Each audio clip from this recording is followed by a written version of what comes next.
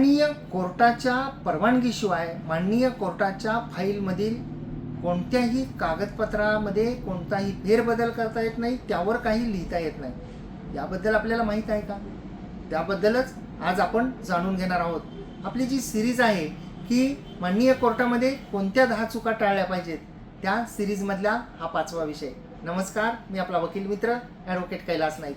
कायद्याचं म्हणजेच तुमच्या फायद्याचं बोलूया, तुमच्या हक्काच्या कोर्ट कचेरी या यूट्यूब चॅनलवर। आपल्याला माहीत आहे की बरेचसे पुरावे जे आहेत ते कधी कधी आपल्याकडे असतात आणि ते आपल्या विरोधात आहेत, म्हणून आपण ते माननीय न्यायालयासमोर सादर करत नाही।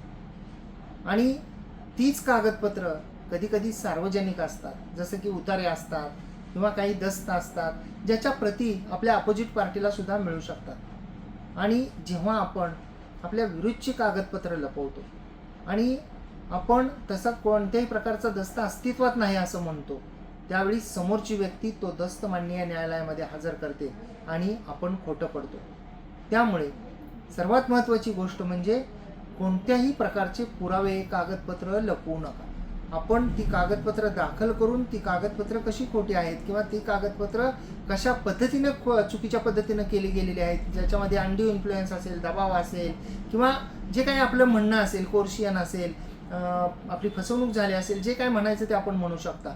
परंतु कागदपत्र लपवण्यानं केस आपल्यासारखी होणार नाही, कारण समोरची पार्टी माननीय न्यायालयामध्ये ती कागदपत्र आणणार आहे, मग त्यावेळी आपल्याला खुलासा द्यायला सुद्धा संधी राहणार नाही।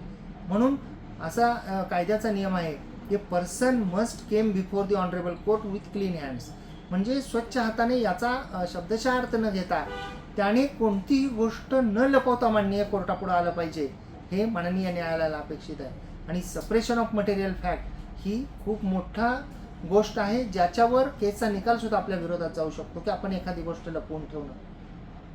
हा पहिला मुद्दा झाला।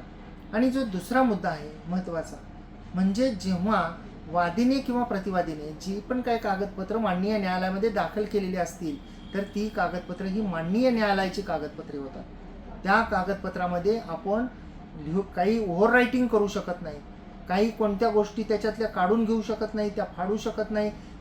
तो गंभीर असा गुन्हा आहे की माननीय न्यायालयातील कागदपत्रांशी छेडछाड करणे। त्यामुळं आपण ती जी कागदपत्र आहेत त्याच्यामध्ये कोणताही बदल माननीय न्यायालयाच्या परवानगीशिवाय करू शकत नाही। आता माननीय न्यायालयाच्या परवानगीशिवाय करू शकत नाही म्हणजे त्याच्यात बदल करता येतो का, हाही मुद्दा आहे। तर बदल मी या अनुषंगाने म्हणत आहे की उदाहरणार्थ वादी किंवा प्रतिवादींनी आपापला दावा किंवा प्रतिवादीने कैफियत जे असेल, त्यांचं म्हणणं असेल, ती दाखल केलेली असेल आणि त्याच्यामध्ये त्यांनी दुरुस्ती करावी म्हणून जर अर्ज दिलेला असेल, माननीय कोर्टाने तो मंजूर केलेला असेल आणि त्या माननीय कोर्टाच्या आदेशाप्रमाणे त्यामध्ये बदल दुरुस्ती करता येते। परंतु एकदा न्यायालयामध्ये कोणताही कागद दाखल केल्यानंतर, दावा दाखल केल्यानंतर माननीय न्यायालयाच्या कोणत्याही आदेशाशिवाय त्यामध्ये फेरबदल करता येत नाही, त्यामध्ये काही पेननी मजकूर लिहिता येत नाही, त्यामध्ये काही जास्तीचं जे आहे ते ओव्हर रायटिंग करता येत नाही आणि तसं केलं तर तो गुन्हा होतो। त्यामुळं माननीय न्यायालयामध्ये ही सुद्धा चूक जी आहे ही टाळली पाहिजे। माननीय कोर्टामध्ये कोणत्या चुका करू नये, कोणत्या 10 चुका टाळल्या पाहिजे, या व्हिडिओच्या सिरीजमधील हा जो 5वी चूक आहे ती आपण पाहिली, जी आपण केली नाही पाहिजे।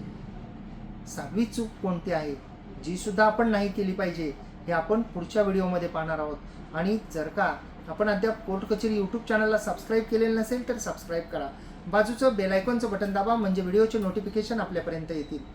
आपण जर हा व्हिडिओ फेसबुक, इंस्टाग्रामवर पाहत असाल आणि अद्याप जर आपण आमच्या कोर्ट कचेरीच्या सोशल मीडिया प्लॅटफॉर्म्सना म्हणजे फेसबुक आणि इंस्टाग्रामच्या प्रोफाईल्स आणि पेजेसला फॉलो केलेलं नसेल तर फॉलो जरूर करा। त्या ठिकाणी सुद्धा या व्हिडिओला जास्तीत जास्त शेअर करा, म्हणजे ही माहिती सर्वांपर्यंत पोहोचेल। धन्यवाद।